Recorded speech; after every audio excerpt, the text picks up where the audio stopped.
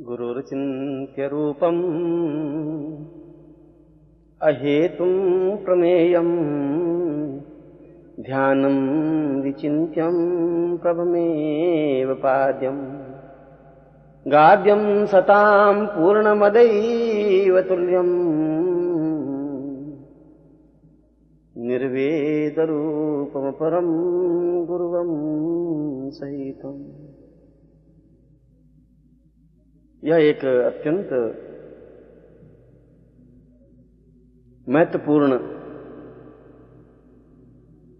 कथन है ऋषि का,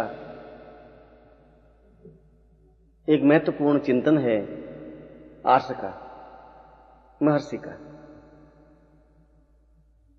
क्योंकि जीवन तब तक निस्सार है, व्यर्थ है, जब तक जीवन का कोई प्रयोजन न हो, जब जीवन का कोई लक्ष्य ही नहीं है, जब जीवन का कोई प्रयोजन ही नहीं है, जब जीवन का कोई चिंतन ही नहीं है, तो फिर जीवन क्या है, कौन सा है, किसे हम जीवन कहें? क्या सांस लेने की क्रिया को जीवन कह सकते हैं? क्या जिंदा रहने की कल्पना को जीवन कह सकते हैं?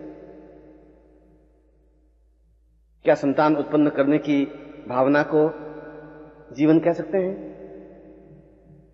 यह सब तो जीवन नहीं है। इन तत्वों के माध्यम से तो जीवन का निर्माण नहीं हो सकता। और जब जीवन का मूल्य और महत्व ही ज्ञात नहीं है,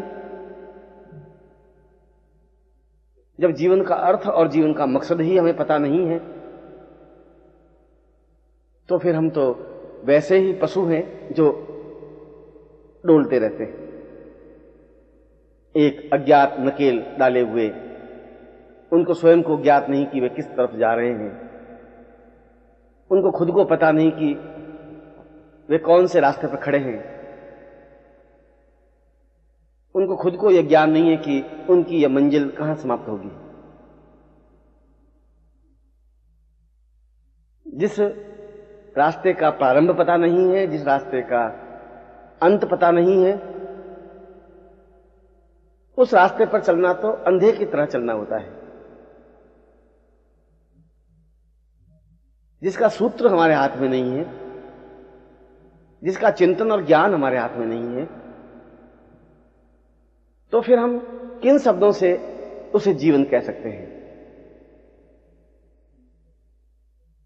हम तो केवल अपनी लाश को कंधे पर ढोए हुए शमशान की ओर बढ़ते चले जाते हैं। एक क्षण रुककर सोचने की जरूरत है, क्या हमारा जीवन पशु जीवन से ऊपर उठा है? क्या हमने अपने जीवन के मकसद को समझा है? क्या हम जानते हैं कि हमें अपने जीवन में कहां तक पहुंचना है? क्या हमने कभी निर्णय लिया है कि जीवन के किस भाग पर हम खड़े हैं?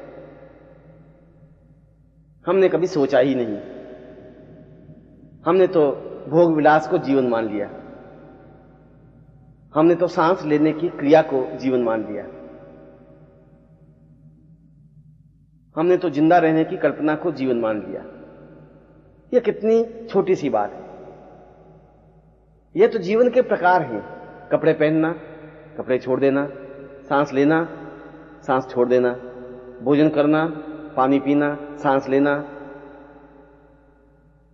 अपने जीवन के अन्य क्रियाकलाप करना, ये तो जीवन के प्रकार हैं। जीवन तो नहीं है। जीवन तो कुछ और ताने बाने से बुना हुआ होता है। जीवन तो वह होता है जिसका सूत्र हमारे हाथ में होता है। जीवन तो वह होता है जिसका मर्म हमें ज्ञात होता है। और हम जिंदा तो हैं, सामाजिक और वैज्ञानिक परिभाषा में हम जीवित हैं, मगर शास्त्रीय पद्धति में हम मृत हैं। क्योंकि विज्ञान तो यह कहता है कि जो सांस लेता है, जो गतिशील है, वह जीवन है। शास्त्र कहता है कि जिसमें चेतना नहीं है, जिसको इस बात का होश नहीं है कि मैं क्या हूं, कहां जा रहा हूं, कहां पहुंचना है, वह मृत है।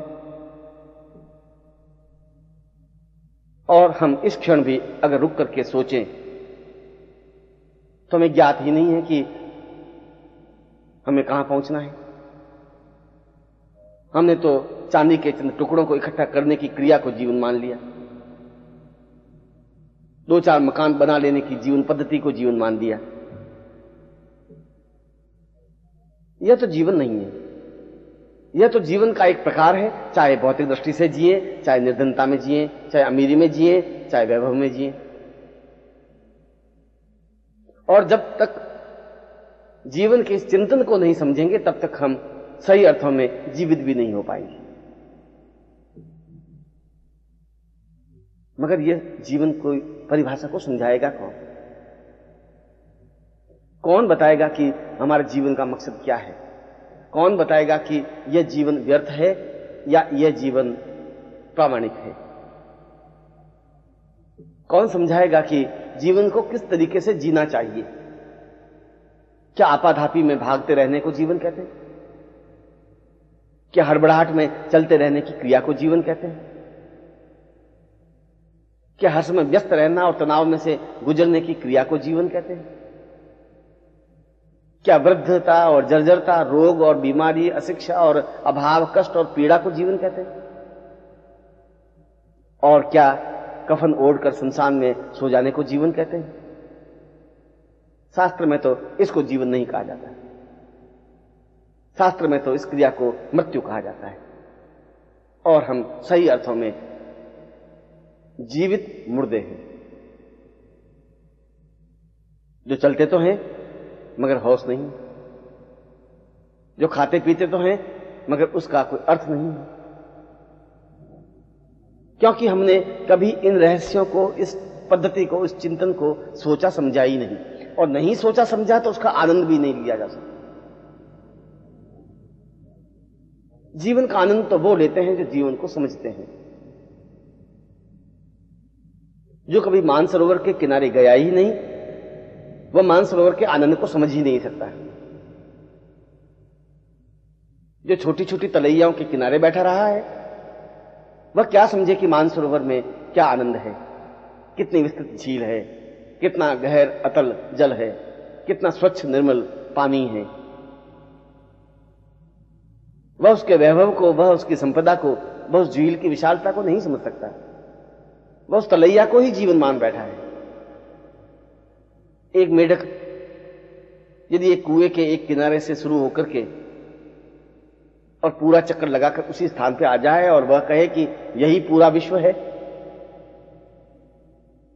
तो उसके हिसाब से तो यही विश्व है, क्योंकि उसने पूरा राउंड लिया है, पूरा चक्कर काटा है। मगर यदि कभी उस मेढक को तालाब में डाल दिया जाए तो इतने अथाह जल को देखकर आश्चर्य में पड़ जाएगा कि अरे, मैं तो कुछ नहीं था, दुनिया तो कुछ और है, संसार तो कुछ और है। और यदि वह भूले भटके इस तालाब का भी पूरा चक्कर लगा दे और यह मन में प्रसन्नता व्यक्त कर ले कि मैंने अब पूरा विश्व देख लिया है, पूरा जीवन देख लिया है, अब इससे बड़ा तालाब, इससे बड़ा जल की राशि, इससे बड़ा जलाशय क्या हो सकता है? ये तो बहुत लंबा चौड़ा तालाब है और मैंने प्रयत्न करके इसका पूरा एक चक्कर लगाया है, मैंने देखा है, यही तो जीवन है। और यदि वह समुद्र में गिर जाए और समुद्र के अथाह जल को देखे तो उसे आश्चर्यचकित हो जाना पड़ेगा कि वह तो एक छोटा सा हिस्सा था, वह जीवन था ही नहीं। तुम्हारी भी स्थिति उस कुएं के मेढक की तरह है, जिसे तुम एक सीमित दायरे में घूमने की क्रिया को ही जीवन मान लिया है।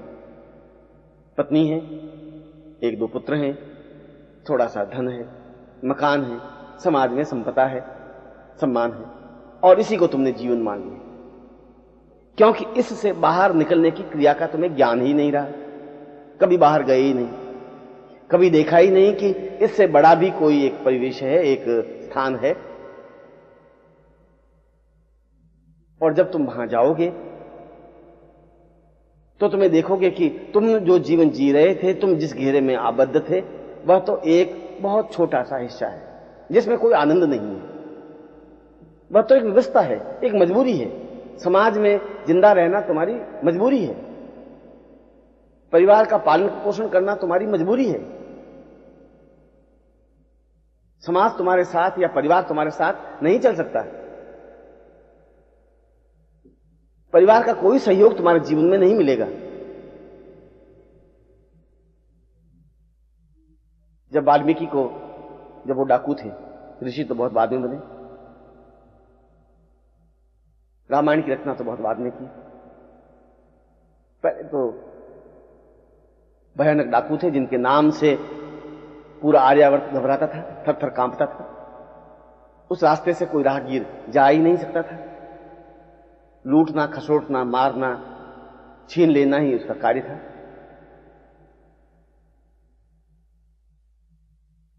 और एक बार नारद उसके हाथ में पड़ गए। नारद तो वीणा बजाते हुए नारायण नारायण करते हुए चले जा रहे थे और डाकू वाल्मीकि ने उनको पकड़ लिया। सुबह से कोई शिकार मिला ही नहीं था। बड़ी मुश्किल से यह आदमी नजर आया था। उसने उसकी वीणा छीन ली। नारद ने कहा, तुम क्या कर रहे हो? इस वीणा से क्या होगा? उसने कहा कि कोई मिला ही नहीं, और जब तक मैं दिन में लूट खसोट नहीं लूं तब तक भोजन करता ही नहीं।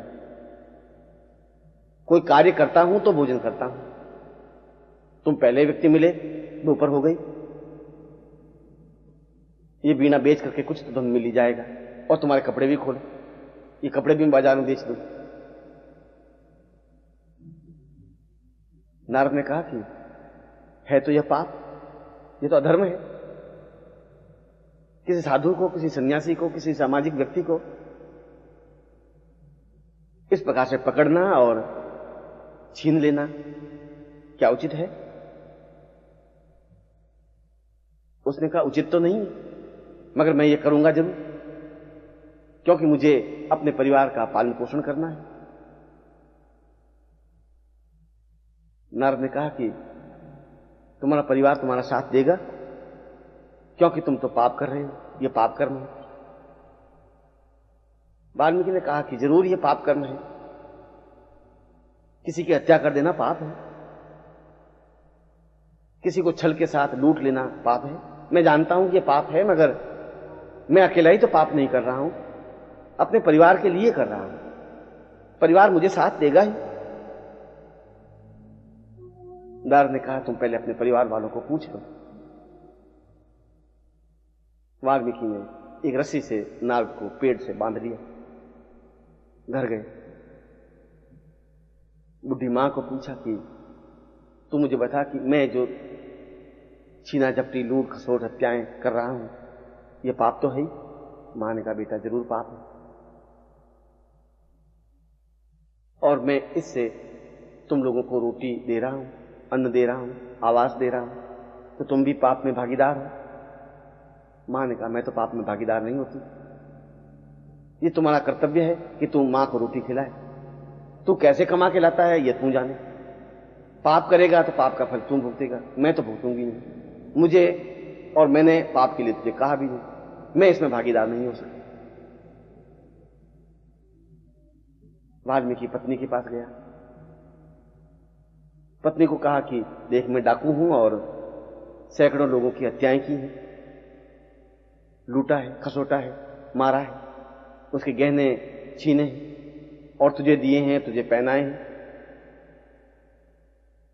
क्या छीनना, झपटना, लूटना, मारना पाप है?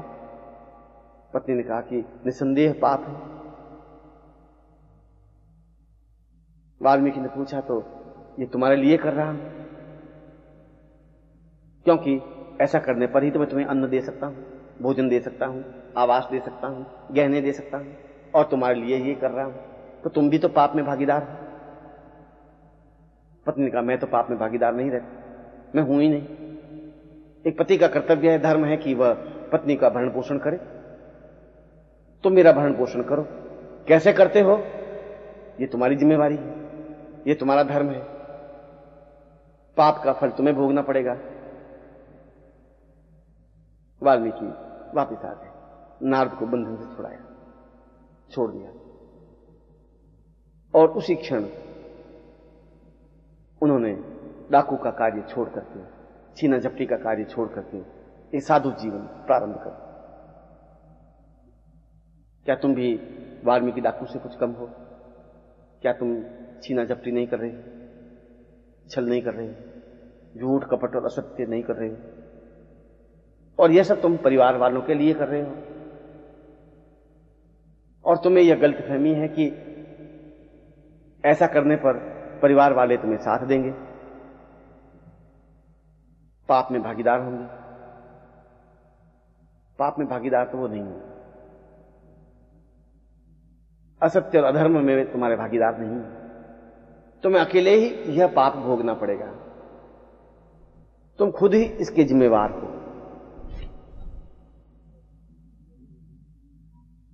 फिर तुम कब इस चेतना को, इस जीवन को समझ सकोगे? कब तुम्हें नारद मिलेंगे? कब तुम्हें ऋषि मिलेंगे? कब तुम्हें समझा सकेंगे कि यह जीवन नहीं है जो तुम कर रहे हो? परिवार का पालन पोषण करना तुम्हारा कर्तव्य और धर्म है, मगर यह परिवार के लिए कर रहे हो। तुम अपने लिए क्या कर रहे हो, कब कर रहे हो, कैसे कर रहे हो? और जब तक तुम ऐसा करोगे नहीं, तब तक जीवन में तुम्हें कुछ मिलेगा भी नहीं, तब तक जीवन का अर्थ समझोगे ही नहीं।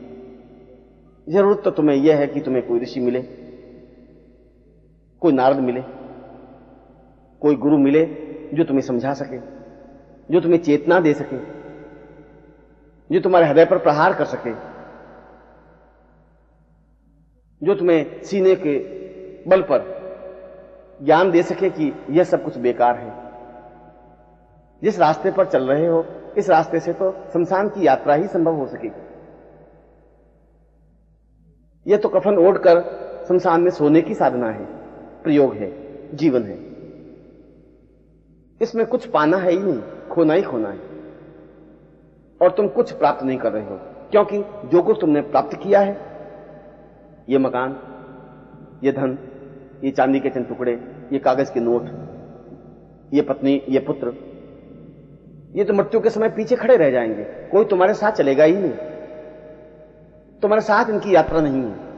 और जो तुम्हारे साथ नहीं है वो तुम्हारे सहयोगी नहीं है। साथ तो तुम्हारा जीवन चलेगा, तुम्हारी प्राण चेतना चलेगी, तुम्हारी भावनाएं चलेंगी। यदि तुम ऐसा चिंतन करते हो, यदि तुम्हारे मन में ऐसा विचार है, तो तुम जीवन का पहला सबक सीख सकते हो, पहला अध्याय पढ़ सकते हो। मगर इसके लिए जरूरत है दमखम के साथ कहने वाले गुरु की, समझाने वाले व्यक्ति की, एक ऐसे व्यक्तित्व की जो तुम्हें डाकू जीवन से मनुष्य जीवन दे सके, एक ऐसे व्यक्तित्व की जो तुम्हें समझा सके कि तुम जो कुछ कर रहे हो वह तुम खुद कर रहे हो, उसके लिए कोई सहयोगी नहीं है, तुम्हारे पाप कार्य में कोई भागीदार नहीं है। तुम जो झूठ और छल कर रहे हो उसका फल भी तुम्हें ही भोगना पड़ेगा। और जिन्होंने भी अपने जीवन में झूठ और छल कपट और असत्य का आचरण किया, उनका बुढ़ापा अत्यंत दुखदायी अवस्था में व्यतीत हुआ, रोगों से जर्जर, अभावों से पीड़ित, असक्त, परेशान, दुखी और संतप्त। जब बेटे उनको पूछते नहीं, जब बहुएं उनका साथ देती नहीं, जो समाज उन्हें धिक्कारता है कि इसने जीवन भर छल कपट किया। क्या तुम ऐसा जीवन चाहते हो? क्या तुम ऐसा बुढ़ापा चाहते हो? क्या तुम ऐसा चाहते हो कि मृत्यु तुम्हारा गला पकड़ ले और छटपटाए? क्या तुम ऐसा चाहते हो कि मरते समय तुम्हारी आंखों में से आंसू ढुलके और कोई हमदर्दी दिखाने वाला न हो? क्या तुम ऐसा जीवन चाहते हो कि मृत्यु के बाद सब लोग तुम्हें धिक्कारें और कोई तुम्हारे प्रति कृतज्ञता ज्ञापित नहीं करे, किसी की आंख नहीं भीगे, किसी के मन में रुलाई नहीं फूटे? ऐसा जीवन तुम्हारा क्या काम आएगा? क्या प्रयोजन है इस जीवन का?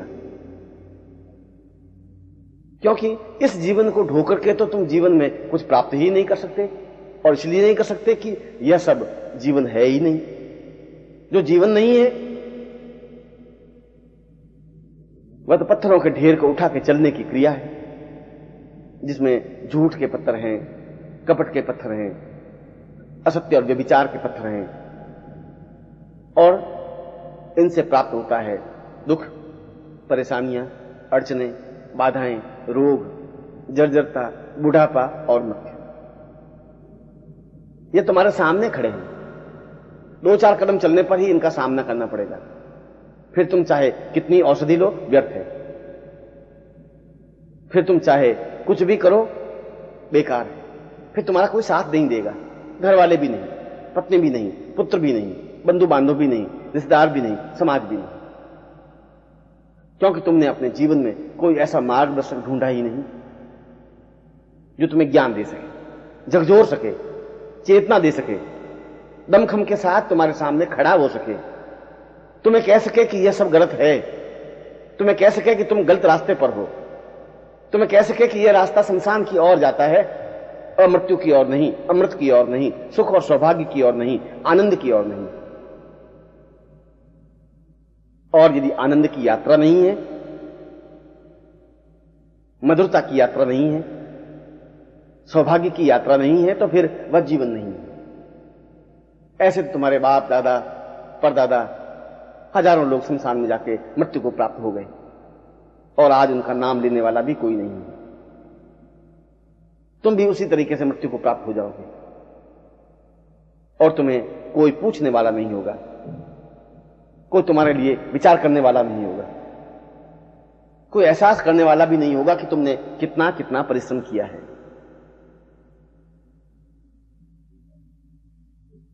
और इसीलिए जीवन में एक गुरु की जरूरत होती है। जरूरत होती है जीवन के मध्य में, और इस गुरु को प्राप्त करने की क्रिया तुम्हें ही करनी पड़ेगी। गुरु स्वयं तुम्हारे पास आकर के खड़ा नहीं होगा, तुम्हें ढूंढना पड़ेगा। नदी को खुद को गंगोत्री से चल करके समुद्र की ओर जाना होगा।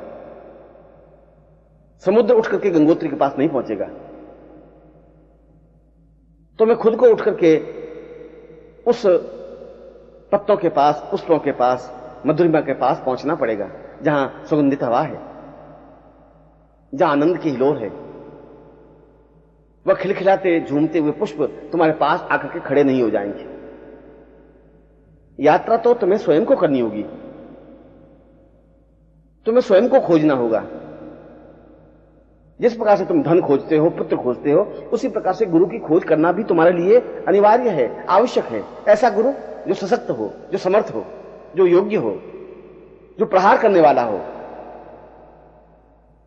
जो हाथ पकड़ के तुम्हें समझाने वाला हो, जो तुम्हें चेतना देने वाला हो।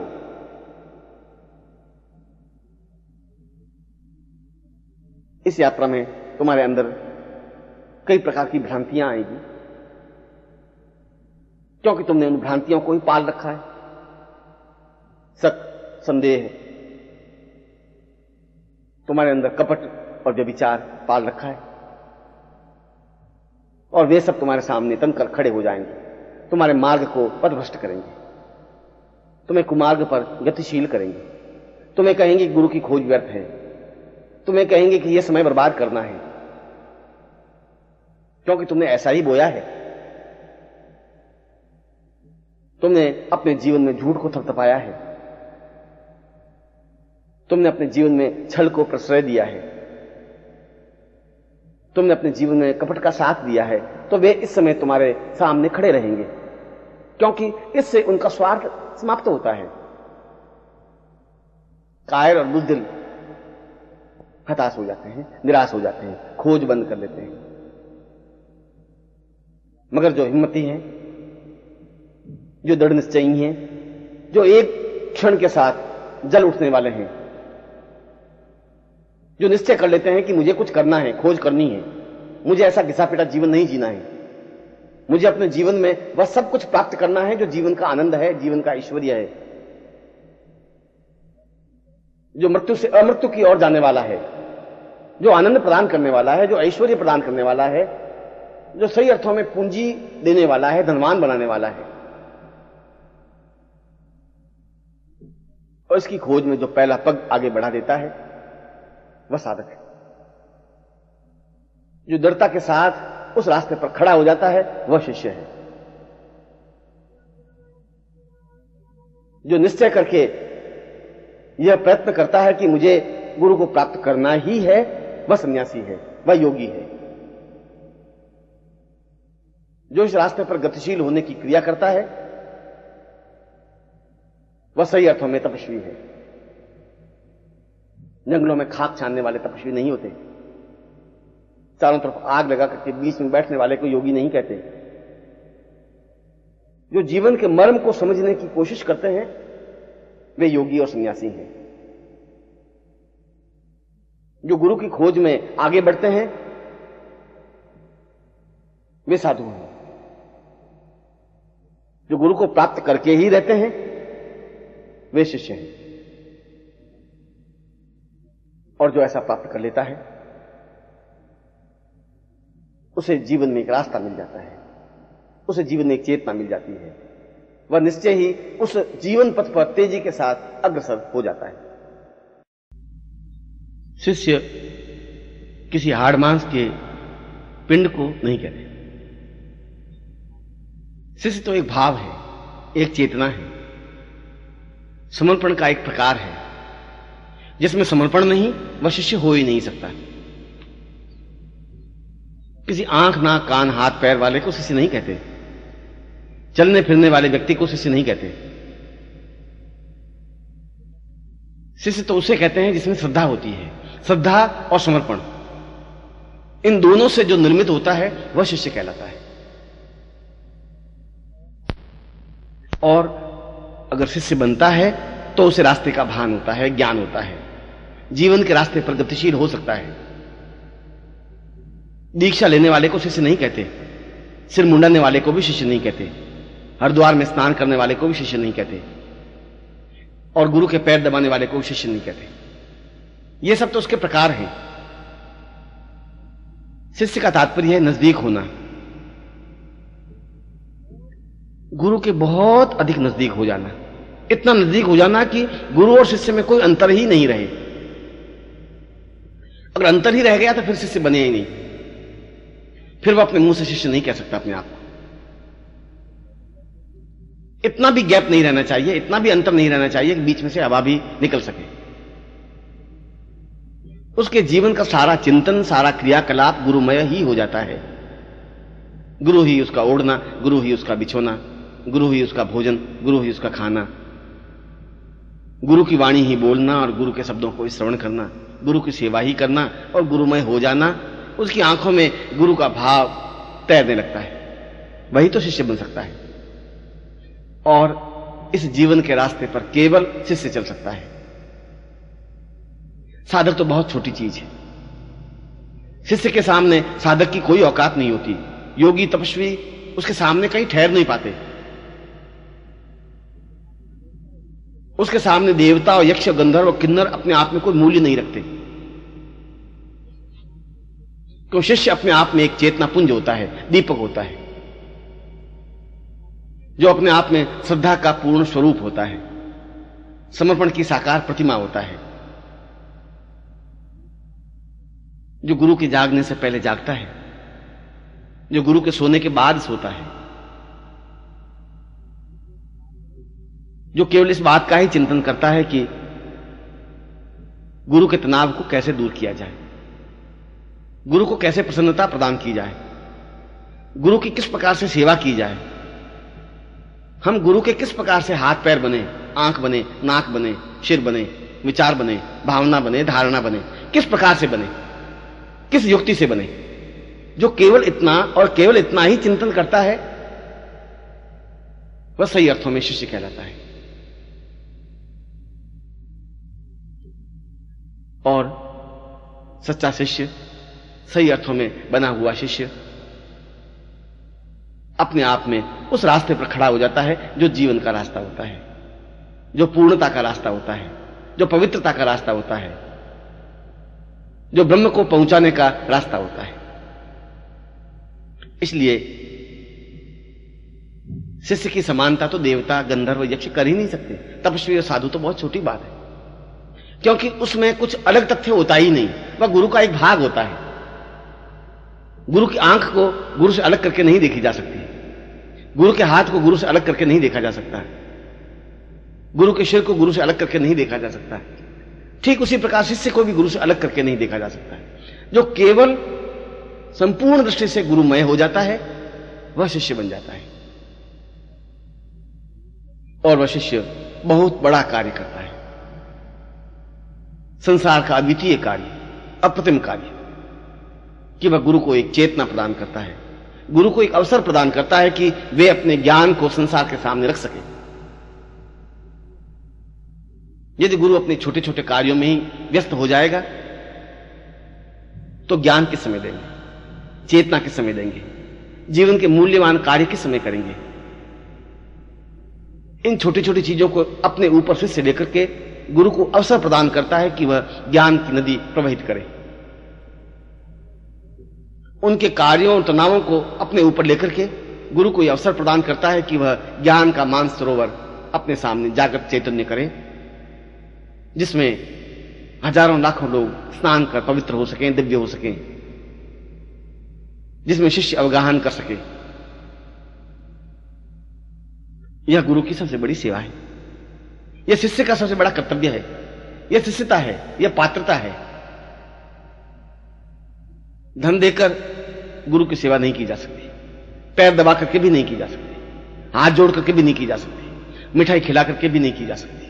वह तो गुरु को एक अवसर प्रदान करता है, उनकी व्यस्तता को अपने ऊपर ले लेता है, उनके तनावों को अपने ऊपर ले लेता है, उनके दुखों को अपने ऊपर ले लेता है, उनके परेशानियों को अपने ऊपर झेल लेता है और गुरु को मुक्त कर देता है, जिससे कि और अत्यंत महत्वपूर्ण कार्य किया जा सके, एक नया ग्रंथ की रचना की जा सके, एक नए ज्ञान की निर्जरणी प्रभावित की जा सके, एक साधना का रास्ता प्रशस्त किया जा सके, एक उपासना का मार्ग खोजा जा सके, एक प्राचीन ऋषियों के उन आर्ष वाक्यों को नए सिरे से जागृत और चैतन्य किया जा सके,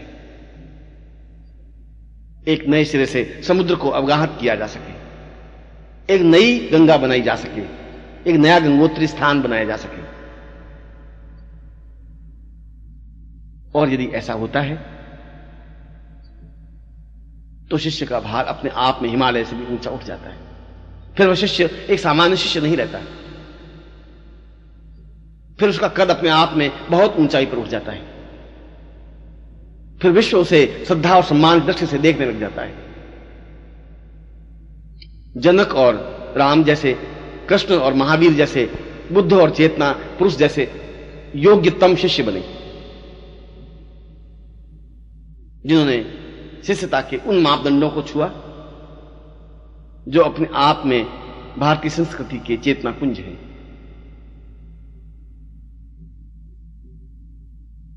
और यदि शिष्य इस श्रद्धा, इस सम्मान को लेकर के, इस समर्पण को लेकर के आगे बढ़ता है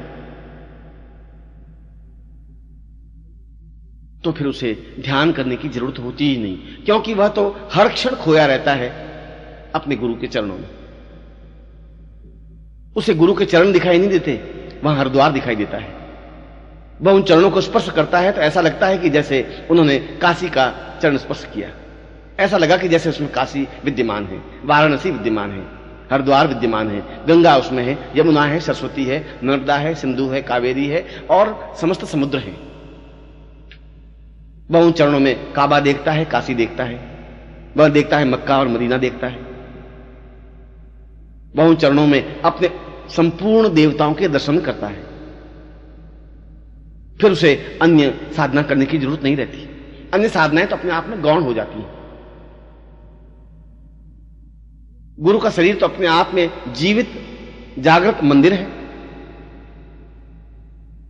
चलता फिरता मंदिर, ज्ञान का साकार पुंज, और वह साकार पुंज को समेटे हुए शिष्य आगे बढ़ता है। शिष्य की आंख बदल जाती है, वह उस सामान्य गृहस्थ घटिया लोगों की तरह गुरु को देखता ही नहीं। उसके गुरु के रूप में ब्रह्मा, विष्णु, रुद्र इंद्र, वरुण, यम, कुबेर, नैऋत्य, दिक्पाल अपने आप में सामने साकार दिखाई देते हैं। जब भक्ति भाव से गुरु को प्रणाम करता है तो ऐसा लगता है कि सामने चारों वेद खड़े हैं, ऋग्वेद, यजुर्वेद, सामवेद, अथर्ववेद।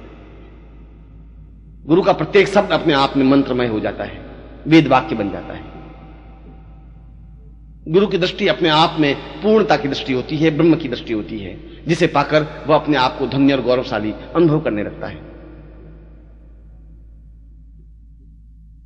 ध्यान प्रक्रिया तो अपने आप को खो जाने की प्रक्रिया है, अपने आप को अतल गहराइयों में डुबा देने की प्रक्रिया है। ध्यान का तात्पर्य तो इतना ही है कि उसे अपने शरीर का भान नहीं रहे। ध्यान की प्रक्रिया का तात्पर्य है कि मानसरोवर में बहुत गहराई के साथ डुबकी लगाई हुई हो। ध्यान की प्रक्रिया का तात्पर्य यह तो है कि बाहरी संसार और बाहरी क्रियाकलापों का कोई अस्तित्व, कोई भान उसके जीवन पर नहीं हो। और जब वह शिष्य बनता है तो वह उस उच्च कोटि के ध्यान में संलग्न हो जाता है जो गतिशील ध्यान है, जड़ ध्यान नहीं है। जड़ ध्यान तो आंखें बंद कर, पालथी मारकर अपने अंदर उतरने की क्रिया है, वह तो बहुत सामान्य है। आंख खोल करके ध्यान करने की प्रक्रिया अपने आप में ब्रह्म की प्रक्रिया है, यह ब्रह्म साधना है। गतिशील होते हुए ध्यान करते रहने को पूर्णता की साधना माना गया है। पूर्णमदः पूर्णमिदं पूर्णाद पूर्णदमुच्यते। दमुच्यते गतिशील है और पूर्ण बनता जा रहा है, गतिशील है और वह ध्यान करता जा रहा है, क्योंकि वह शिष्य गतिशील होते हुए भी उसकी आंख में केवल गुरु का बिंब ही रहता है, हर क्षण, हर पल, प्रतिपल। उसके जीवन का कण कण और रोम रोम गुरु में व्यतीत हो जाता है, लीन हो जाता है।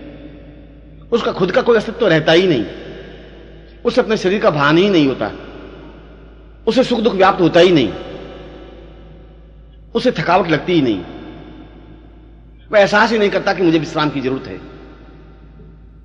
उसे तो एक ही चिंतन रहता है कि मैं गुरु के चरणों में किस प्रकार से रहूं, किस प्रकार से ज्यादा उनके कार्यों में सहयोगी बनूं, किस प्रकार से उनके ध्यान में डूबा रहूं। रात्रि को अगर सोता भी है तो मुंह से ही नहीं, उसके सारे रोम रोम से गुरु शब्द उच्चरित होता रहता है, गुरु मंत्र उच्चरित होता रहता है। उसका प्रारंभ, उसका सूर्योदय गुरु मंत्र से होता है और उसकी निद्रावस्था गुरु से संपन्न होती है। यह गतिशील ध्यान है, यह अपने आप में समाधि की क्रिया है। जमीन में गड़ने की क्रिया को समाधि नहीं कहते, वहां तो मुर्दे समाधिगत होते हैं, गड़ जाते हैं। जिसे अपने आप का भान रहता ही नहीं, जो संपूर्ण चेतना के साथ गुरु के ज्ञान को, गुरु के कार्य को, गुरु की भावनाओं को, गुरु के आदर को, उनके सम्मान को, उनके शरीर को, उनके सौष्ठव को अपने आप में पूर्णता देने का प्रयास करता है, यह समाधि है। जब उसमें कोई दूसरा बिंब होता ही नहीं, जब कोई दूसरी चेतना ही नहीं होती, जब कोई दूसरा कार्य होता ही नहीं, तो वह समाधि है। और यह गतिशील समाधि है जिसको पूर्णत्व समाधि कहा गया है। और जीवन के आयामों में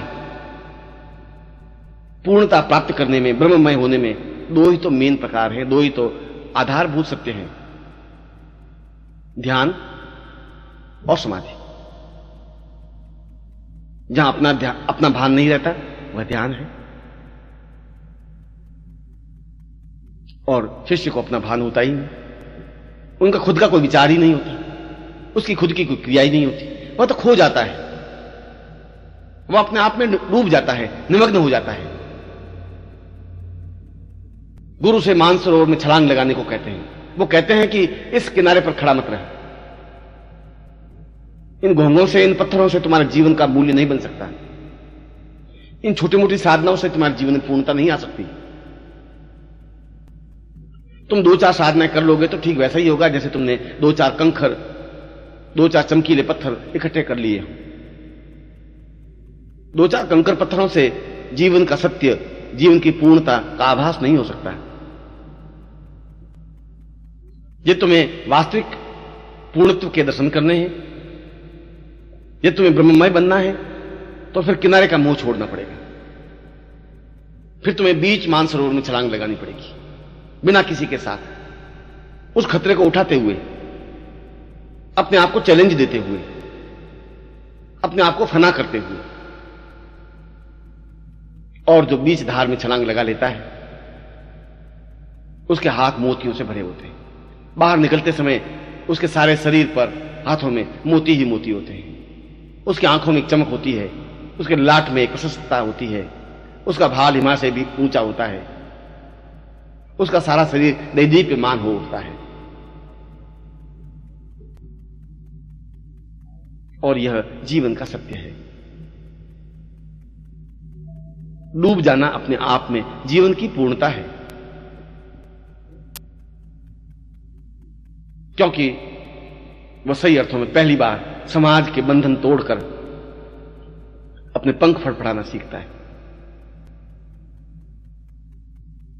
तुम पिंजरे में बंधे हुए एक पक्षी हो, राजहंस, छोटे मोटे पक्षी ही नहीं, मगर तुम्हें अपने कुल और गोत्र का ज्ञान ही नहीं रहा। तुम्हें यह भान ही नहीं रहा कि पिंजरे के बाहर भी मेरा जीवन है। तुम हर समय भयभीत रहे कि कोई भी झपट्टा मार सकता है, तुम्हारे पंख नोच सकता है। हर समय तुम भय से आक्रांत रहे कि कभी कोई हमला कर देगा और तुम्हारे जीवन को समाप्त कर देगा। यह जीवन तो पिंजरे में पड़े पड़े भी समाप्त हो जाएगा। मृत्यु तो पिंजरे के अंदर भी झपट्टा मार देगी।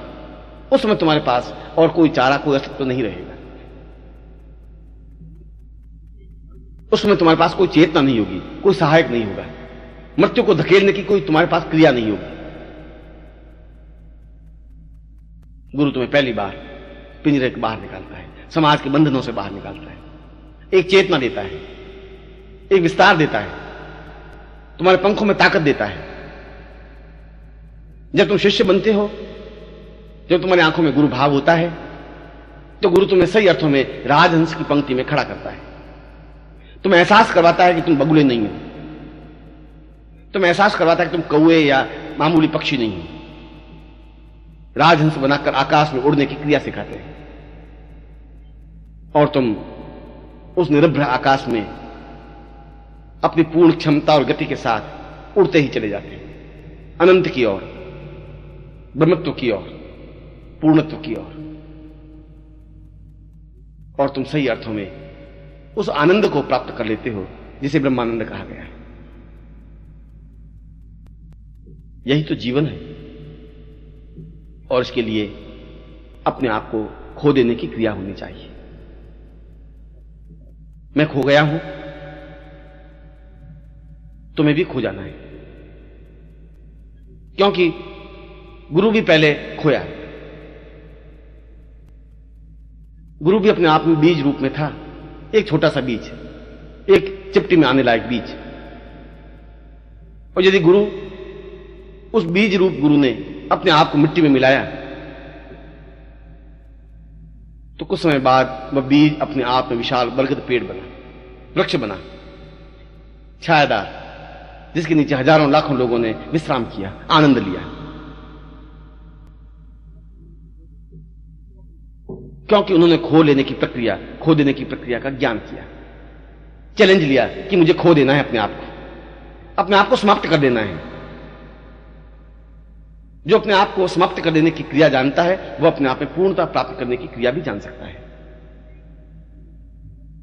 जो डूब सकता है वह निकल सकता है। भयभीत, तो कायर, बुज़दिल और नामर्द जीवन में कुछ भी नहीं कर सकते। जो जीवन में चैलेंज लेते हैं वे मृत्यु के गाल पर थप्पड़ लगा सकते हैं। जो जीवन में शिष्य बनने का भाव पैदा करते हैं वे काल के भाल पर अपना नाम अंकित कर लेते हैं। आने वाली पीढ़ियां उनका नाम गौरव और मर्यादा के साथ लेती है। उनके जीवन में एक चेतना होती है, उनके जीवन में एक पूर्णता होती है।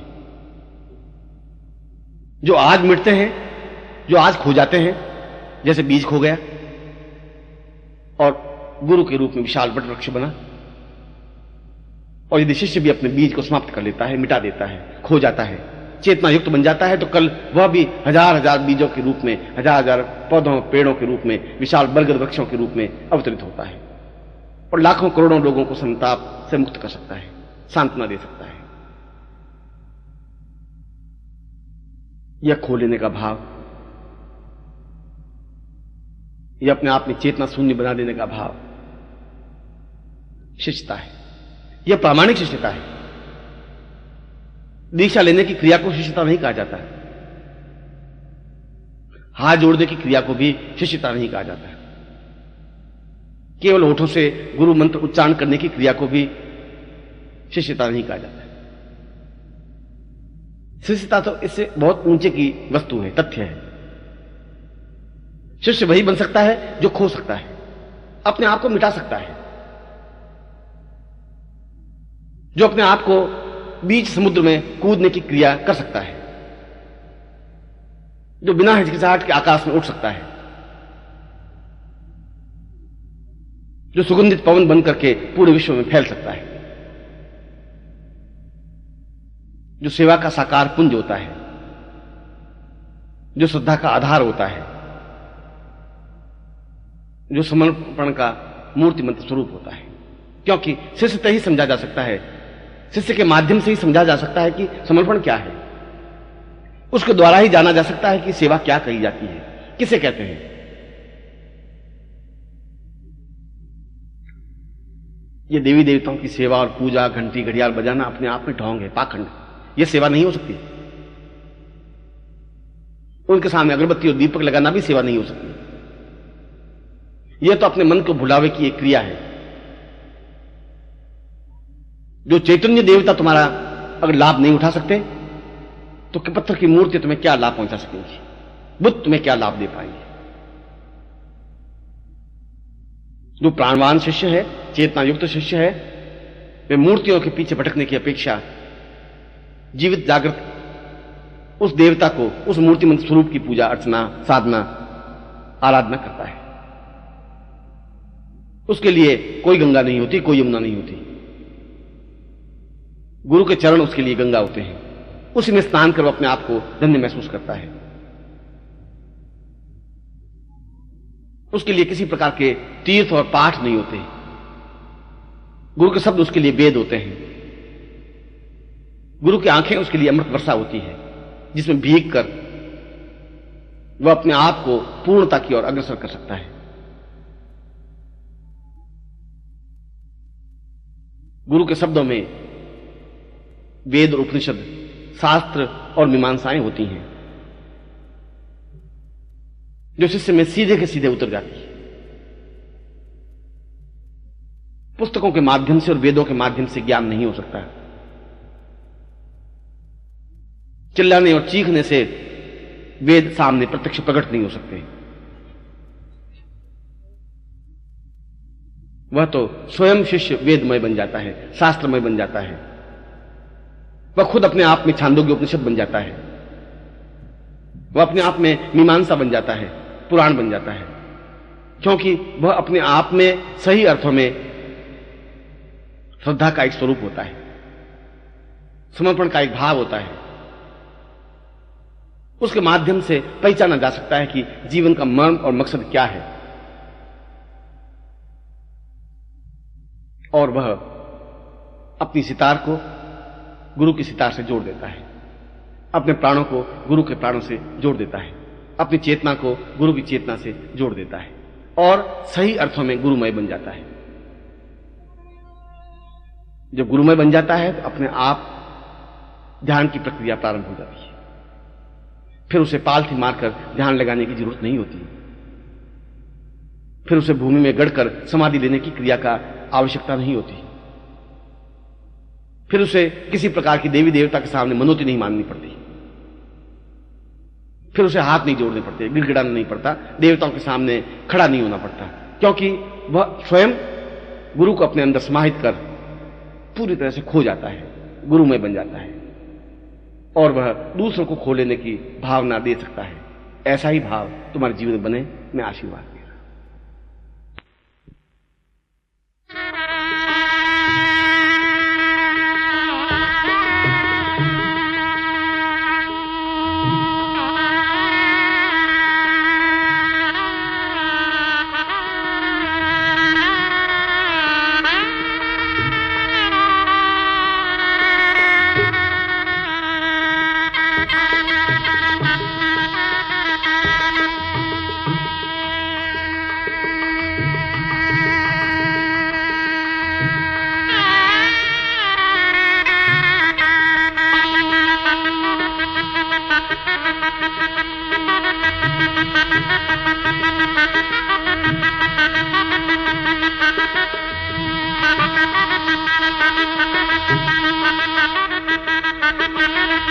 Thank you.